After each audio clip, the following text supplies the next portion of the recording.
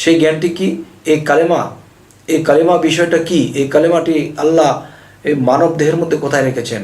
হে মুর্শিদ, আমি আপনার কাছে এসেছি, আপনি চীনা দেশের লোক, আমি অচীন দেশের লোক, আমি নিজেকে চিনি না, আমি নিজেকে হারিয়ে ফেলেছি, আপনার কাছে এসেছি, সেই কালিমাটা আমার মানব দেহের মধ্যে কোথায় আল্লাহ ফিটিং করে রেখেছেন তা আমাকে দেখিয়ে দিবেন। এবং হে গুরুজি, হে মুর্শিদ, আপনার কাছে এসেছি যে এই বিসমিল্লাহ সৃষ্টি না করলে আল্লাহ এই জগৎ কিছুই সৃষ্টি করতেন না। এই বিসমিল্লাহটা আল্লাহ মানুষের মধ্যে কোথায় রেখেছেন?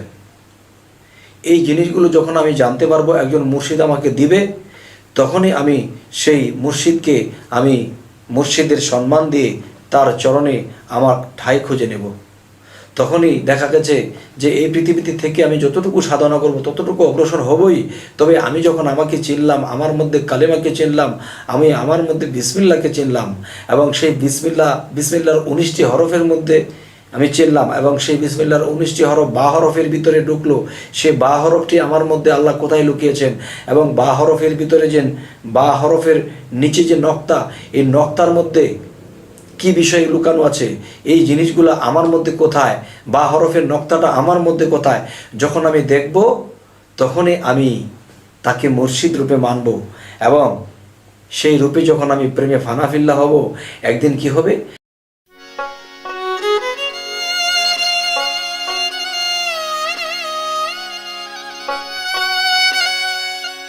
হে জগতবাসী, আজ আমি শামীম আলী চিশতি আপনাদের সামনে একটি আলোচনা নিয়ে আসলাম।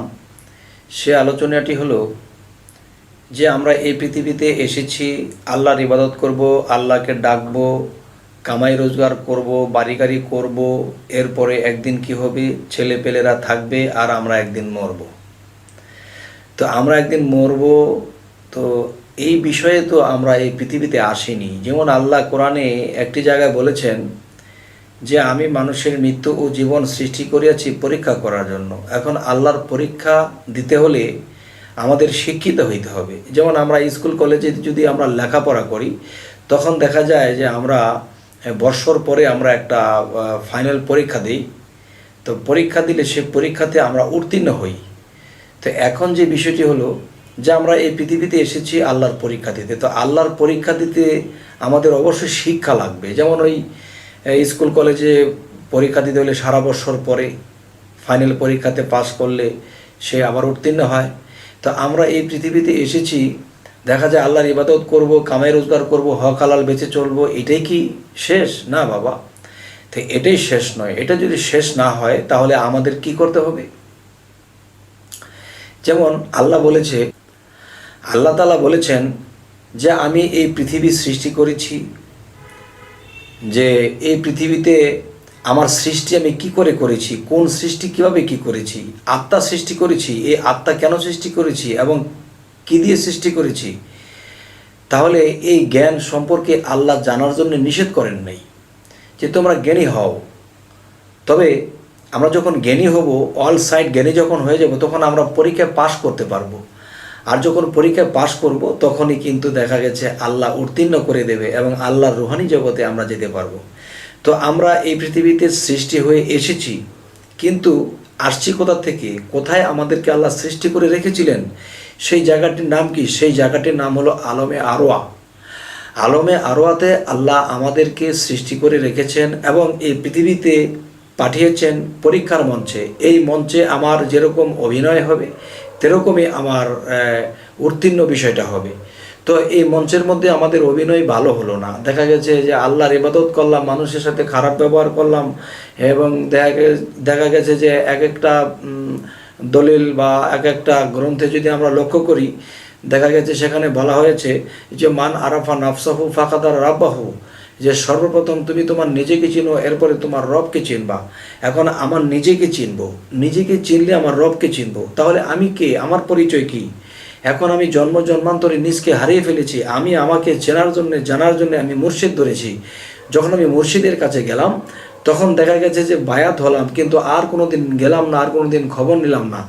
তো নিজেকে চেনার জন্যে আমি অচিন দেশের লোক ছিলাম, তাই একজন চীনা লোকের কাছে, আমি চীনা দেশের লোকের কাছে যখন গেলাম, তখন তিনি আমাকে নিজেকে চিনিয়ে দেবে, নিজেকে চিনিয়ে দিয়ে আমাকে মুরিদ করবেন যে বাবারে তুমি জন্মান্তরে হারিয়ে গেছো, তুমি যে কে, তুমি কি জানো? তাহলে তোমাকে জানার জন্য একজন জানা লোকের কাছে এসেছো। তখন আমরা জেনে নেব সেই মুর্শিদের কাছে। তখন আমরা জেনে নেব কি? আমরা তখন জেনে নেব যে আল্লাহ আমাদেরকে সৃষ্টি করেছে, যে এই সমস্ত বিশ্ব ব্রহ্মাণ্ড আল্লাহ যখন সৃষ্টি করেছেন, এর আগে আল্লাহ কি সৃষ্টি করেছেন? এর আগে সৃষ্টি করেছেন আল্লাহ কালেমায়ে তাইব লা ইলাহা ইল্লাল্লাহু মুহাম্মাদুর রাসূলুল্লাহ। সর্বপ্রথম আল্লাহ এই কালেমায়ে তাইব যে বিষয়টা, এই কালেমাটা আল্লাহ সৃষ্টি করেছেন। এবং এই কালেমাটা কোথায় নিহিত? এই কালেমাটা বিসমিল্লাহর ভিতরে নিহিত। আর এই বিসমিল্লাহটা কোথায় নিহিত? এই বিসমিল্লাহটা নিহিত বিসমিল্লাহর 19টি হরফের ভিতরে। আর বিসমিল্লাহর 19টি হরফ কোথায় নিহিত? বা হরফের মধ্যে নিহিত। আর এই বা হরফটি কোথায় নিহিত? এই বা হরফটি বায়ের নক্তার ভিতরে। হে জগতবাসী, এই বায়ের নক্তার ভিতরে যদি আমরা এই খোঁজখবর নিতে না পারি, তাহলে কখনোই আমরা সেই উচ্চ জ্ঞানী হতে পারবো না। আর আল্লাহ বলেছে, আল্লাহ মহাজ্ঞানী, আর আমাদের ক্ষুদ্র জ্ঞানী আমরা পৃথিবীতে এসেছি। কিন্তু এই ক্ষুদ্র জ্ঞানী হয়ে থাকলে আমরা কখনো আল্লাহর সাথে মিশতে পারবো না। তখন মহাজ্ঞানের সাথে বা মহাশক্তি বা সর্বশ্রেষ্ঠ যিনি শক্তিমান, সর্ববিষয়ে সর্বশক্তিমান যিনি, তার সাথে যদি আমাদের মিশতে হয়, তাহলে আমাদের কি করতে হবে? আমার সেই জ্ঞান লাভ করতে হবে। সেই জ্ঞানটি কি?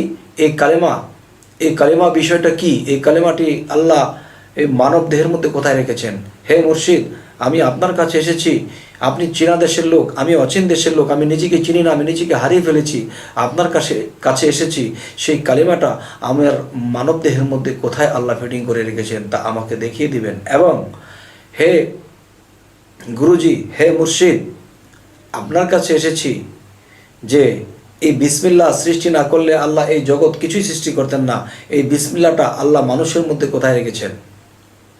এই জিনিসগুলো যখন আমি জানতে পারবো, একজন মুর্শিদ আমাকে দিবে, তখনই আমি সেই মুর্শিদকে, আমি মুর্শিদের সম্মান দিয়ে তার চরণে আমার ঠাঁই খুঁজে নেব। তখনই দেখা গেছে যে এই পৃথিবীতে থেকে আমি যতটুকু সাধনা করব ততটুকু অগ্রসর হবই। তবে আমি যখন আমাকে চিনলাম, আমার মধ্যে কালেমাকে চিনলাম, আমি আমার মধ্যে বিসমিল্লাহকে চিনলাম, এবং সেই বিসমিল্লাহর 19টি হরফের মধ্যে আমি চিনলাম, এবং সেই বিসমিল্লাহর 19টি হরফ বা হরফের ভিতরে ঢুকলো। সে বা হরফটি আমার মধ্যে আল্লাহ কোথায় লুকিয়েছেন, এবং বা হরফের ভিতরে যে বা হরফের নিচে যে নক্তা, এই নক্তার মধ্যে কি বিষয় লুকানো আছে, এই জিনিসগুলো আমার মধ্যে কোথায়, বা হরফের নক্তাটা আমার মধ্যে কোথায়, যখন আমি দেখব, তখনই আমি তাকে মুর্শিদ রূপে মানব। এবং সেই রূপে যখন আমি প্রেমে ফানাফিল্লা হব, একদিন কি হবে? একদিন আমরা সেই আলমে আরতে যাব। সেখান থেকে আল্লাহ বাছাই করে আমাদেরকে যেখানে দেওয়ার আল্লাহ সেখানে দেবে।